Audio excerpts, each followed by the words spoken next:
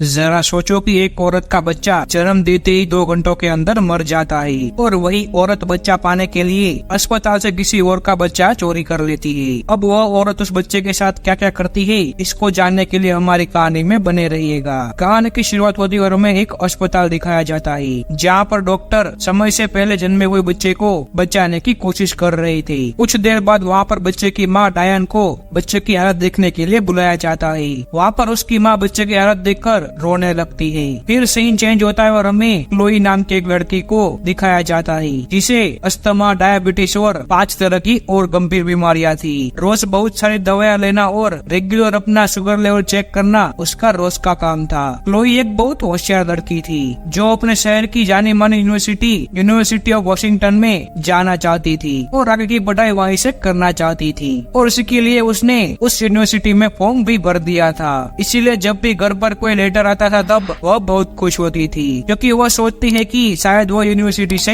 आया होगा। लेकिन वो खुशी ज्यादा देर तक नहीं टिकती थी क्योंकि यूनिवर्सिटी से कोई भी लेटर नहीं आया होता। क्लोई इसके साथ साथ बहुत सारे एक्सपेरिमेंट भी करती थी जिसने इंटरनेट से सीखकर अजीबोगरीब चीजें भी बनाई थी।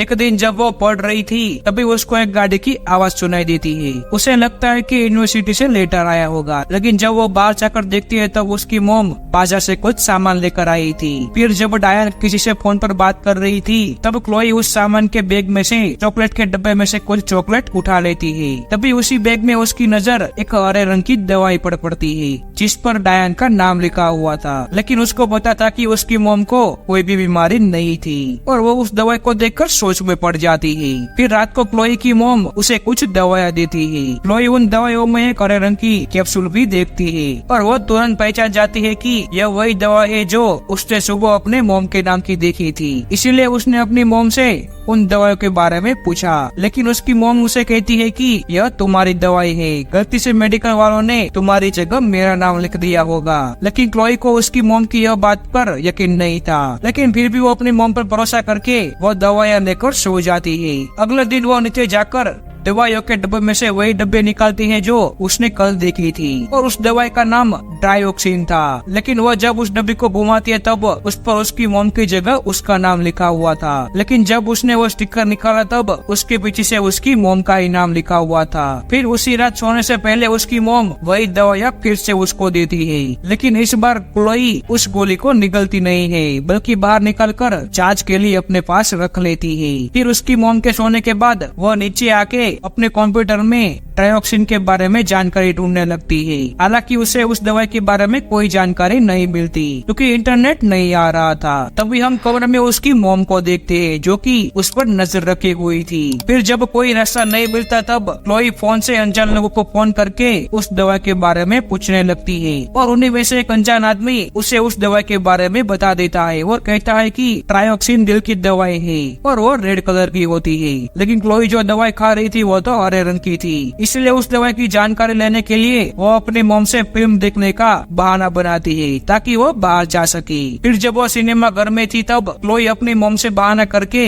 बाहर आ जाती है और पास ही एक दवाई की शॉप पर जाकर वो हरे रंग की दवाई दिखाकर उस स्टाफ से उसके बारे में पूछने लगती है। पर वो स्टाफ उस दवाई को देखकर शॉक हो जाता है क्योंकि वो दवाई असल में डायोक्सिन थी ही नहीं बल्कि वो दवाई कुत्तों पर इस्तेमाल की जाती थी और इंसान वो दवाई ले तो वो अपाहिज हो जाता था। यह सुनकर क्लोई को अस्थमा का दौरा आने लगता है, लेकिन तभी वहाँ पर क्लोई की मोम उसको ढूंढते ढूंढते पहुँच जाती है और बेहोशी की दवाई का इंजेक्शन लेकर क्लोई को लगा देती है। फिर उसकी मोम क्लोई को घर पर ले आती है और उसे कमरे में बंद करके खुद बाहर जाकर एक नई लकवे की दवाई ढूंढने लगती है जो वो कई सालों से ढूंढ रही थी। फिर जब क्लोई को होश आता है तब वो देखती है कि उसकी मोम ने उसको कमरे में बंद कर दिया है। इसीलिए क्लोई पिन की मदद से दरवाजा खोलने की कोशिश करती है, लेकिन उसकी मोम को पहले से ही पता था कि क्लोई कुछ ऐसा ही करेगी, इसलिए उसने बाहर से दरवाजे को एक झाड़ू की मदद से लॉक कर दिया था। लेकिन क्लोई भी वहाँ पर हार नहीं मानती, उसे साइंस का इस्तेमाल करके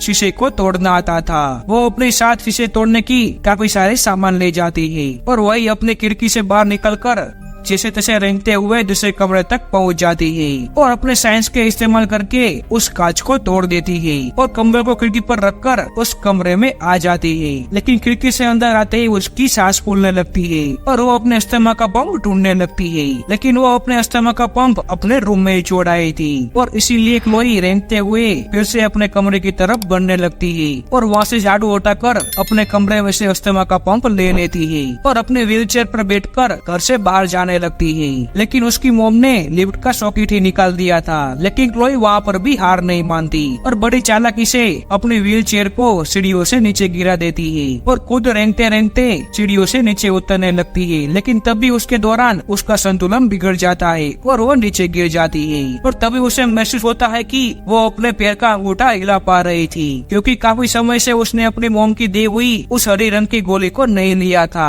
और उसे यकीन हो जाता है कि उसकी मोम ही उसकी इस हालत की जिम्मेदार है। फिर क्लोई अपनी व्हीलचेयर में बैठकर बाहर शहर की तरफ बढ़ने लगती है। लेकिन तभी उसे एक गाड़ी की आवाज सुनाई देती है। क्लोई को शक था कि वो जरूर उसकी मोम की ही गाड़ी होगी, इसीलिए वो उसे बचने के लिए एक झाड़ी के पीछे छुप जाती है। लेकिन तभी वो देखती है कि वो उसकी मोम की नहीं बल्कि एक डाकिया की गाड़ी थी जो उसके घर पर चिट्ठी डालने के लिए जा रहा था। इसीलिए क्लोई उस गाड़ी को रोकने के लिए उसके सामने आ जाती है। लेकिन इस चक्कर में उसकी गाड़ी से टक्कर होते होते बच जाती है और क्लोई को देखकर वो डाकिया तुरंत गाड़ी से बाहर आता है और वो क्लोई से पूछता है कि तुम ठीक तो हो। तभी क्लोई उसे कहती है कि मेरी मदद करो। जब डाकिया उसकी मदद कर रहा था तभी अचानक से उसकी मोम की गाड़ी वहाँ पर आ जाती है और क्लोई को देखकर वो गाड़ी से बाहर आकर डाकिया से पूछती है कि क्लोई ठीक तो है और वो उसे फिर से अपने घर पर ले जाने की जिद करने लगती है। लेकिन डाकिया उसको रोकता है और कहता है कि क्लोई घर नहीं बल्कि पुलिस स्टेशन जाना चाहती है। लेकिन डायन उसको धमकी देती है कि मैं पुलिस को फोन करके बता दूंगी कि तुम मेरी बेटी को किडनैप कर रहे हो।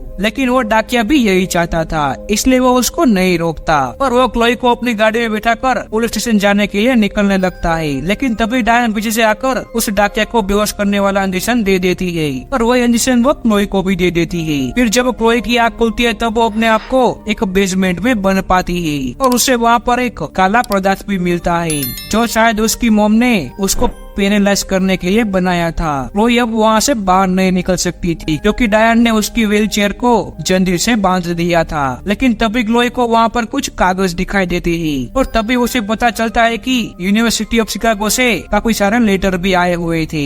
लेकिन उसकी मोम ने वह सारे खत उसे छुपा दिए थे। यह सब देखकर वो काफी उदास होती है। तभी उसे खत के नीचे उसके बचपन की काफी सारी तस्वीरें मिलती है जिसमें वो बिल्कुल तंदुरुस्त थी और उसके पैर भी बिल्कुल ही ठीक थे और उसी के नीचे उसके हाथ में एक कागज भी लगता है जिसमें एक बच्चे की मरने की जानकारी लिखी हुई थी और उस बच्ची का नाम उसमें क्लोई लिखा हुआ था जिसकी मौत जन्म के 2 घंटे बाद ही हो गई थी। वहाँ पर एक अखबार का टुकड़ा भी उसको मिलता है जिसमें क्लोई के मौत के दिन ही उसी अस्पताल में से किसी बच्चे को चुराने की खबर लिखी हुई थी। यह पढ़कर क्लोई को बहुत बड़ा झटका लगता है पर वह समझ गई थी कि वो डायन की असली बेटी नहीं है, वो तो वो बच्ची है जिससे डायन ने उसके माँ बाप से चुराया था। फिर हमें दिखाया जाता है कि डायन के बच्चे को डॉक्टर नहीं बचा पाए थे और इसी वजह से डायन इतनी परेशान हो गई थी कि उसने अस्पताल से किसी और का बच्चा चुरा लिया था। और दूसरी तरफ क्लोई यह सब पढ़ रही थी कि तभी डायन बेसमेंट में आ जाती है और क्लोई उसे देखकर कहती है कि मैं तुम्हारे इसलिए जान चुकी हूँ, मैं जानती हूँ कि तुम मेरी असली माँ नहीं हो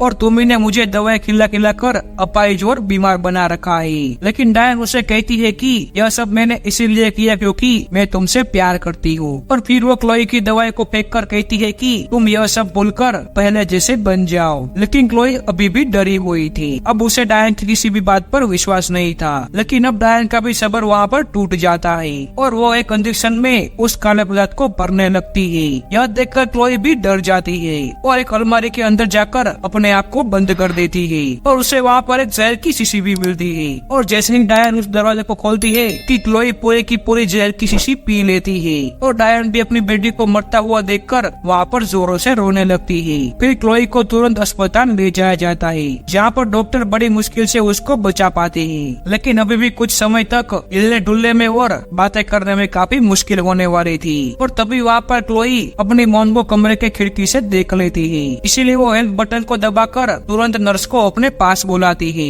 लेकिन वो वहाँ पर कुछ नहीं बोल पा रही थी, इसीलिए वो नर्स उसको कागज और एक पेन देती है ताकि वो लिखकर उसको बता सके। जब क्लोई कुछ लिख रही थी तभी अचानक से इमरजेंसी अलार्म बजने लगता है। तभी पता चलता है कि अलार्म डायन ने बजाया था ताकि वो नर्स का ध्यान बटा सके। और नर्स के जाते ही डायन क्लोई के पास आ जाती है और जल्दी से सभी उपकरणों को हटाकर जल्दी से उसको लेकर बाहर जाने लगती है। जब नर्स क्लोई के पास आती है तब वो देखती है कि क्लोई अपने कमरे में नहीं है और नर्स को वहाँ पर क्लोई का लिखा हुआ कागज भी मिलता है जिसमें उसने मोम लिखा हुआ था। और तभी नर्स जल्दी से अस्पताल के सिक्योरिटी को फोन करके उसे पूरी घटना के बारे में बता देती है और सभी सिक्योरिटी गार्ड क्लोई को ढूंढने लगती है और डायन क्लोई को जबरदस्ती वहाँ से बाहर ले जा रही थी। अस्पताल से बाहर निकलते वक्त एक्सीलेटर पर क्लोई की मोम व्हील चेयर को नहीं हिला पा रही थी क्योंकि क्लोई ने अपनी टांगों को जकड़कर व्हील चेयर को रोका हुआ था। इतने में ही वहाँ पर अस्पताल के सिक्योरिटी गार्ड पहुँच जाते हैं और वो लोग डायन को अपने हाथ ऊपर करने के लिए भी कहते हैं, लेकिन तभी डायन वहाँ पर अपनी बंदूक निकाल देती है और उन लोगों पर तान कर उसे कहती है कि मैं यहाँ से अपनी बेटी को घर ले जा रही हूँ। लेकिन तभी उनमें से एक सिक्योरिटी गार्ड